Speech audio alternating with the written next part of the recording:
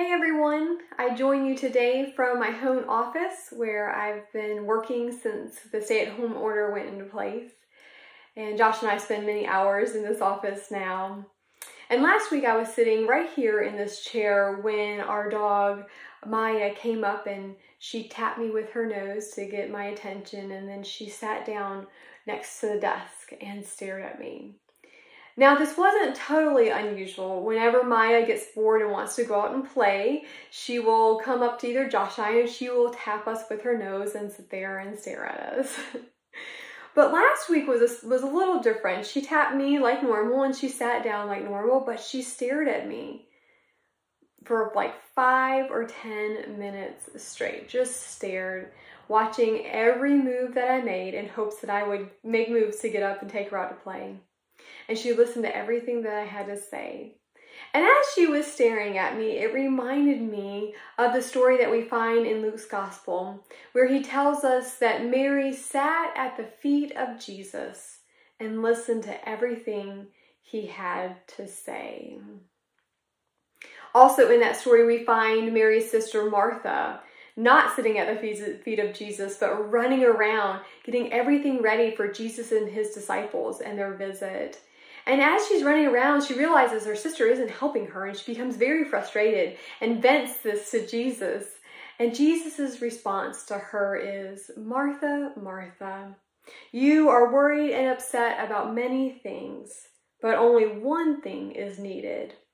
Mary has chosen what is better, and it will not be taken away from her." In this season of stay at home or working from home, especially like I am, I know many of us have had time to do things in our home that we haven't had time to do in a while. I know Josh and I, we've been working on some home projects, fixing things up, unpacking boxes that we haven't unpacked since we moved here in July, organizing rooms. Josh even built some window boxes for our home. And I went to the nursery last week to buy some flowers to plant in those window boxes. And I got there and discovered that there were not many flowers left. They had been completely picked over and only the scrawny ones were left. And so I asked a few of the nursery workers, "Are there any more flowers coming in? Where did all your flowers go?" And they said, everyone and their brother has been there. We've had so many people buy flowers this year.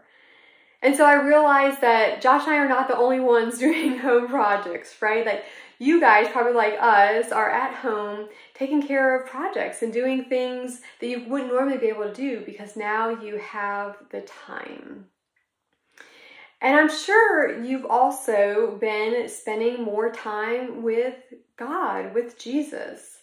That just as you've been Martha during this time, you've also had time to be Mary's. You've had time to sit at the feet of Jesus and listen. I know towards the beginning of this pandemic, Tom asked me, how are you and Josh doing? Are you guys doing okay in the midst of this? And my answer to him was, actually, yeah, we're doing pretty good. My spiritual life is better than it's been in a long time. That I've gotten to spend a lot of time with Jesus these past few weeks, and it's been such a great blessing. And maybe that's been the case for you as well. Now we hear in the news that the governor is beginning to open things back up to ease restrictions, and we're going to move through different phases and slowly, hopefully, open our economy back up. And as we open things back up, our lives will begin to become busy again. Maybe we won't get to stay at home as much, or maybe we'll have to go back to the office. And the Marthas and us will probably remain even after we go back into the offices and into the stores and into our workplaces. But my prayer for myself and for all of you at Jamestown is that the Marys in you would remain. That you guys would still take time, even in the midst of your busyness, to sit at the feet of Jesus, listening to everything that he has to say. Because Jesus himself tells us that it is the only thing we need. We may not know what's coming 2 months from now, but the only thing that we need in the midst of this is to be with Jesus. That when we do that, we have chosen what is right. We have chosen something that will never be taken away from us. For God is always with us. Praise be to God. Have a great day, you guys.